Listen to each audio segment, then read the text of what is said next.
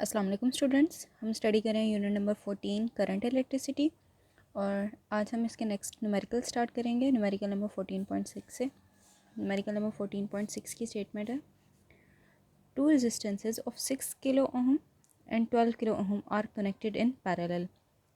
दो resistances parallel में attached हैं। A 6 volt battery is connected cross its ends, find the value of the following quantities. और उसको जो वोल्टेज जो सप्लाई की जा रही है वो है 6 वोल्ट्स है। हमने फाइंड करना है equivalent resistance, current passing through each resistance, यानी जो दोनों रेजिस्टेंस जो करंट पास कर रही है वो। और थर्ड हमने फाइंड आउट करना है, सी पार्ट है, potential difference across each of the resistance. Potential difference find out करना है। तो सबसे पहले हमारे पास जो गिवन डेटा है वो है रेजिस्टेंस 6 किलो ओहम की है। रेजिस्टेंस R2 हमारे पास 12 किलो ओहम की है। किलो हमारे पास इक्वल होता है 10⁻³ के, इसके लिए इसलिए इसकी वैल्यू पुट कर दी है। वोल्टेज या पोटेंशियल डिफरेंस हमारे पास गिवन है 6 वोल्ट्स। हमने फाइंड आउट करना है equivalent resistance, current find out करना है, और जो सी पार्ट है इसका जो हमने थर्ड पार्ट फाइंड आउट करना है वो है potential difference through R1 and R2। सबसे पहले हम इसकी कैलकुलेशन स्टार्ट करेंगे और ए पार्ट फाइंड करेंगे, क्योंकि ये हमारे पास रेजिस्टेंस पैरेलल में अटैच है, इसलिए इक्विवेलेंट रेजिस्टेंस हम फाइंड आउट करेंगे। इसका फॉर्मूला होगा 1/R is equal to 1/R1 plus 1/R2। Resistance R1 हमारे पास 6 किलो ओहम थी और R2 हमारे पास 12 किलो ओहम थी। इनकी वैल्यूज पुट की। जब हम इनका एलसीएम लेंगे तो हमारे पास एलसीएम 12 आएगा। 6 2 ज़ा 12, इसलिए यहाँ पे ऊपर 2 आ गया, और 12 1 ज़ा 12, ऊपर 1। इनको ऐड करें तो हमारे पास 3 आ जाएगा, 3/12। अब इसका हम रेसिप्रोकल ले लेंगे। कटिंग करके हमारे पास आ जाएगा 3 1 ज़ा 3, 3 4 ज़ा 12। जब हम इसका रेसिप्रोकल लेंगे तो हमारे पास resistance, equivalent resistance 4 kilo ohm आ जाएगी। जब रेसिप्रोकल लेंगे इसका तो ये इक्विवेलेंट रेजिस्टेंस आ गई। अब हमने करंट फाइंड आउट करनी है थ्रू ईच रेजिस्टेंस। तो रेजिस्टेंस R1 से हमारे पास जो हम ओहम्स लॉ से फाइंड आउट करेंगे I V is equal to IR, तो जब हम I की वैल्यू निकालेंगे वो कुल आ जाएगी V/R1। I हमारे पास फाइंड आउट करना है I1, V हमारे पास 6 वोल्ट्स है, और R1 हमारे पास 6 मल्टीप्लाई बाई 10⁻³ यानी 6 किलो ओहम्स है। 6 6 से कैंसिल हो गया, 1 आ गया हमारे पास। 10⁻+3 है ऊपर जाके, जब ये -3 हो जाएगा तो ये -3 हमारे पास मिली के इक्वल होता है। करंट हमारे पास 1 मिली एम्पेयर आ गई थ्रू R1। थ्रू R2 भी इसी तरह फाइंड आउट करेंगे तो हमारे पास आ जाएगी, वोल्टेज हमारे पास 6 वोल्ट्स ही और R2 हमारे पास 12 है, तो 6/12 0.5 मिली एम्पेयर्स। अब ये कनेक्टेड है पैरेलल कम्बिनेशन, सी पार्ट तो हमने फाइंड आउट करनी थी वोल्टेज। तो ये हमारे पास कनेक्टेड हैं रेजिस्टेंसेस पैरेलल कम्बिनेशन में, और पैरेलल कम्बिनेशन में रेजिस्टेंस जब कनेक्टेड होती हैं तो हमेशा हमारे पास वोल्टेज सेम रहती है, इसलिए वोल्टेज हमारे पास 6 वोल्ट्स ही रहेगी। नेक्स्ट न्यूमेरिकल है न्यूमेरिकल नंबर 14.7। इसका स्टेटमेंट है 14.7 की स्टेटमेंट है, an electric bulb is marked with 220 volts 100 watt। ये पावर एक इलेक्ट्रिक बल्ब है, 100 वाट उसकी पावर है, जबकि वोल्टेज 220 है। Find the resistance of the filament of the bulb. हमने रेजिस्टेंस फाइंड आउट करनी है। If the bulb is used 5 hours daily, 5 घंटे चलता है bulb. Find the energy in kilowatt hour. हमने एनर्जी भी फाइंड आउट करनी है, और दूसरा किलोवाट आवर में हमने एनर्जी फाइंड आउट करनी है, और दूसरा हमने रेजिस्टेंस फाइंड आउट करनी है। और बल्ब जो है वो डेली 5 घंटे चलता है। तो हमारे पास जो गिवन डेटा है वो है, पोटेंशियल डिफरेंस गिवन है 220 वोल्ट्स, पावर गिवन है 100 वाट, टाइम गिवन है 5 आवर्स डेली। हमने मंथली फाइंड आउट करना है, इसलिए हमने time in 30 days find out कर लिया, वो है 5 × 30 150 आवर्स। हमने रेजिस्टेंस और एनर्जी फाइंड आउट करनी है। तो इसके लिए पावर का फॉर्मूला P=I²R है, क्योंकि हमारे पास यहाँ पे करंट गिवन नहीं है, हमें वोल्टेज गिवन है, इसलिए ओहम्स लॉ के ज़रिए हम करंट को कन्वर्ट कर देंगे वोल्टेज में, इन टर्म्स ऑफ वोल्टेज लिखेंगे। जब इसकी आई की वैल्यू पुट करेंगे V/R स्केयर ले लेंगे तो हमारे पास आ जाएगा R से कैंसिल V²/R। रेजिस्टेंस अगर हमने फाइंड आउट करनी है तो ये हमारे पास आ जाएगा R = V²/P। V की वैल्यू 220 है और पावर हमारे पास 100 गिवन है। जब इसका हम लेंगे स्केयर लेंगे 220 का और इसको डिवाइड करेंगे तो हमारे पास 484 ओहम्स आ जाएगी रेजिस्टेंस। और एनर्जी इन किलोवाट आवर्स का फॉर्मूला होता है power multiply by time. Power होती है वाट में और टाइम होता है हमारे पास आवर्स में, और उसको डिवाइड कर देते हैं 1000 से, अगर हमने किलोवाट आवर में फाइंड आउट करना है। पावर हमारे पास गिवन है 100, जबकि टाइम हमारे पास 150 आवर्स गिवन है।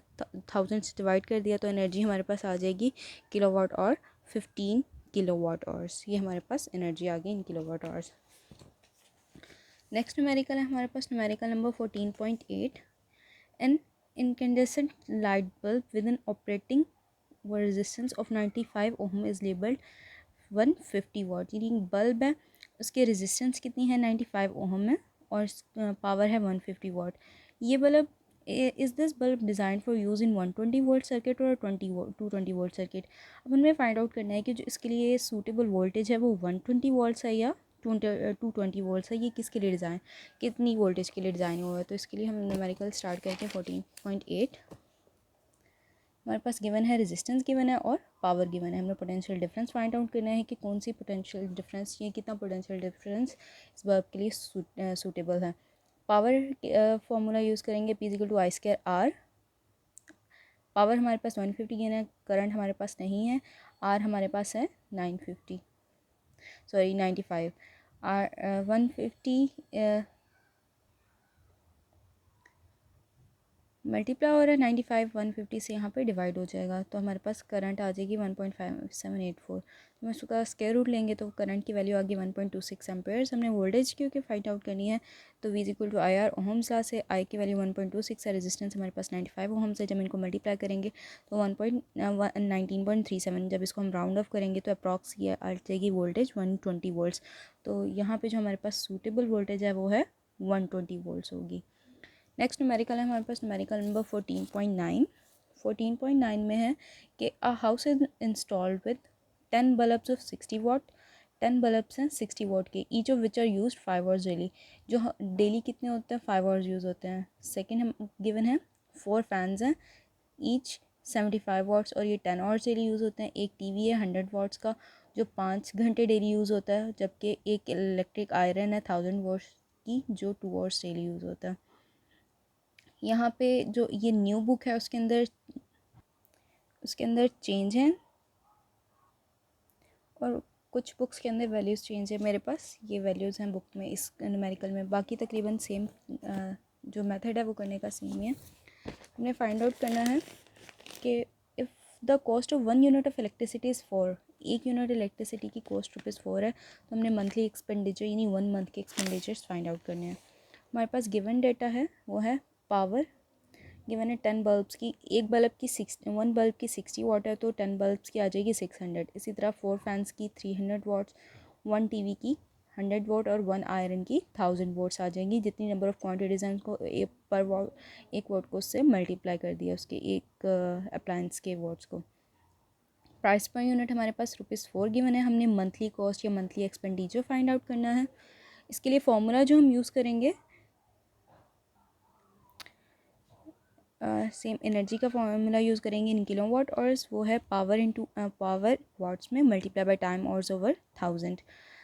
पावर हमारे पास बल्ब की गिवन है 10 बल्ब की 600, टाइम हमारे पास है गिवन है 5 आवर्स। 30 से हमने इसलिए मल्टीप्लाई किया है क्योंकि 30 डेज़ का हमने फाइंड आउट करना है यानी 1 मंथ का फाइंड आउट करना है, इसलिए हमने 30 से मल्टीप्लाई कर दिया।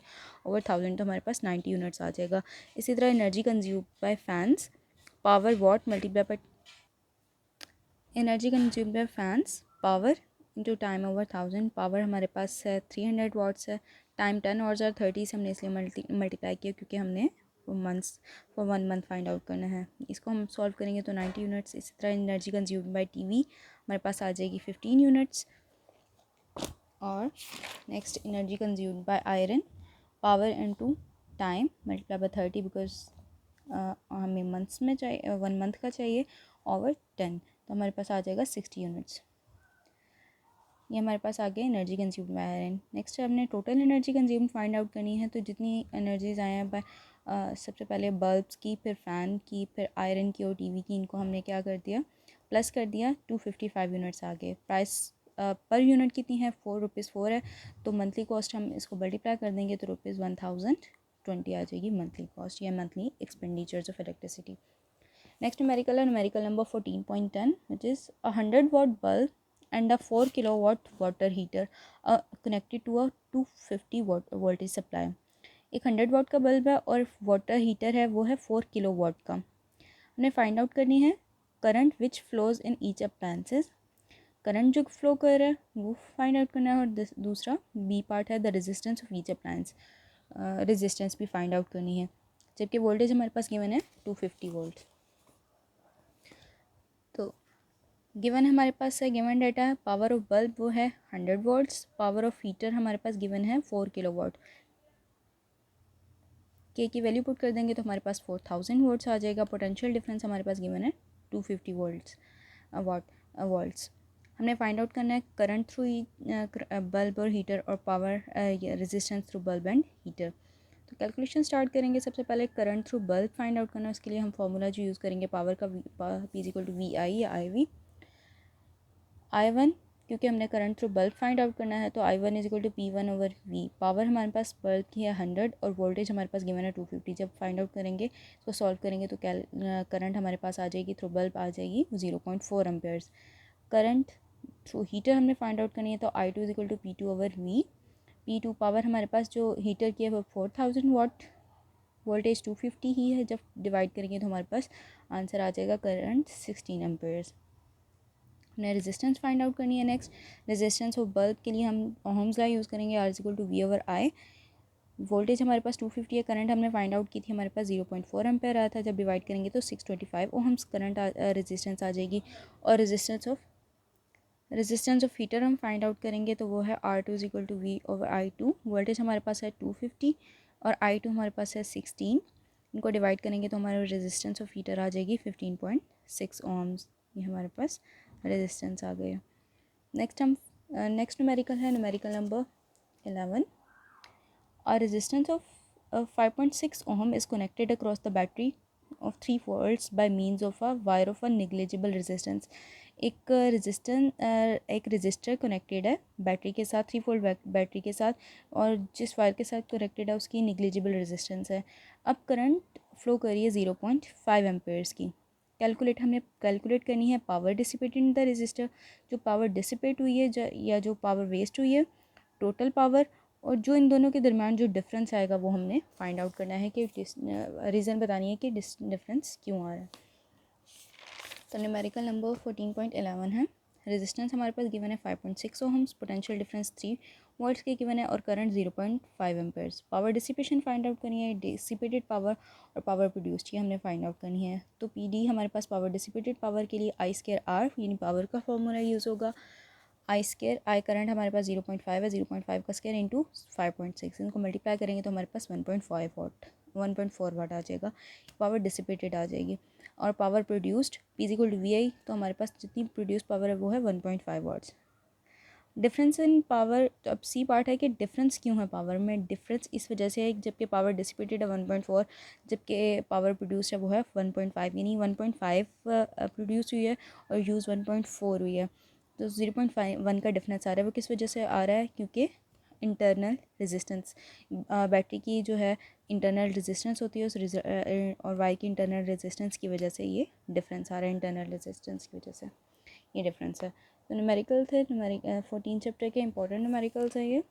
स्पेशली जो स्टार्टिंग के न्यूमेरिकल्स हैं उनमें लॉन्ग में भी आते हैं और शॉर्ट में भी आते हैं।